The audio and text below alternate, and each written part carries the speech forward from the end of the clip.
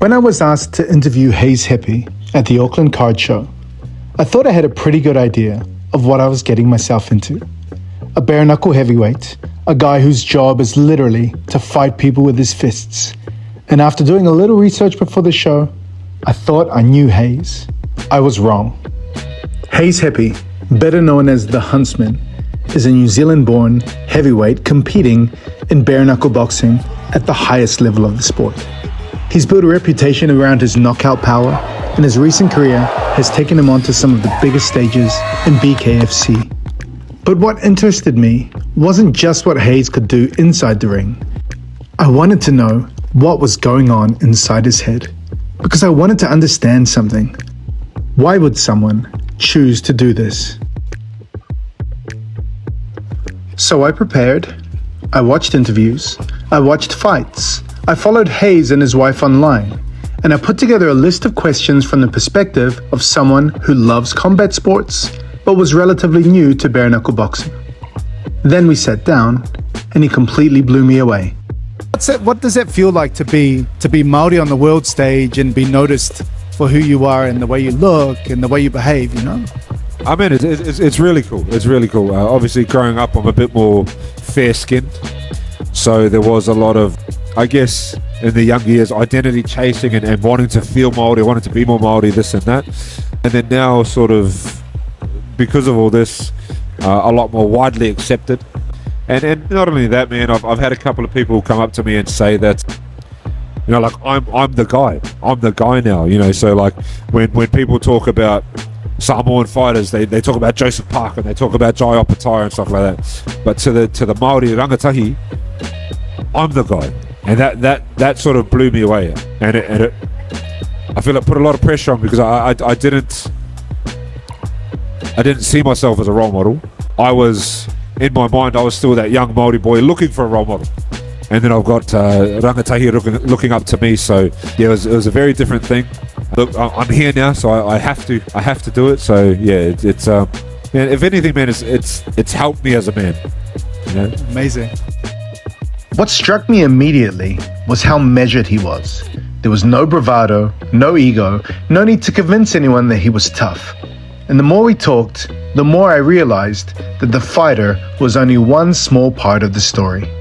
So I guess another part of your identity, a big part of your identity actually, is your beautiful partner and your family, you know. Do you want to just talk a little bit about what that's like? You know, I know that you two are, I think that the audience here is just as excited to meet her, because she's got a big following over here, man, and I can see some heads nodding. What's that like for you two as kind of like this power couple and have that kind of following? And yeah, what's man, it like with her like, support, you know? Yeah, it's crazy. It's crazy. It's not something we ever really thought would be, you know what I mean? We've been together almost 10 years, been together through the highs and lows. I think I even done a post not long ago, we're in 2018.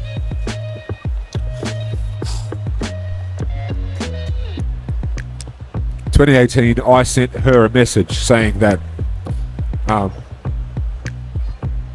one day I'm going to be great. I'm going to be great, and people are going to know who the Huntsman is.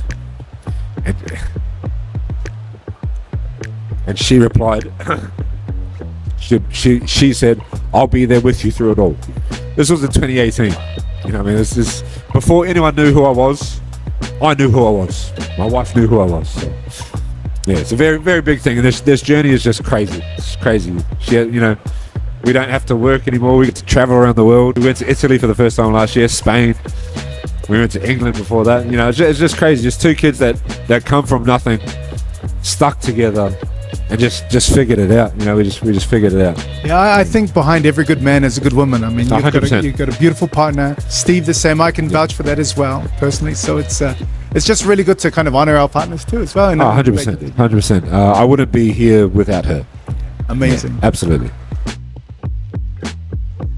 And then later on the Sunday, I got to see another side of Haze. We were called onto the stage to open black packs until we found a redemption card. Haze pulled one. Redemption! Redemption! We found a young boy in the crowd whose birthday it was and gave him the redemption. he opened the pack on stage and pulled a 1-of-1 Haze Hepi card. Oh. Now look at Haze's reaction. How good! That wasn't a fighter celebrating a card. That was a guy genuinely losing his mind because he had just watched a kid have the experience of a lifetime. And honestly, that moment summed him up better than anything I could say. Every now and then, you meet someone who takes you by surprise. I thought I was going to interview a bare-knuckle fighter. Instead, I met a thoughtful, humble, and incredibly grounded man. A proud New Zealander, a man who cares deeply about his family, his people, and his heritage. I came to the Auckland Card Show as a fan of Haze Hepi. I left as a fan of Haze Hepi the person. And that's something I didn't expect at a card show.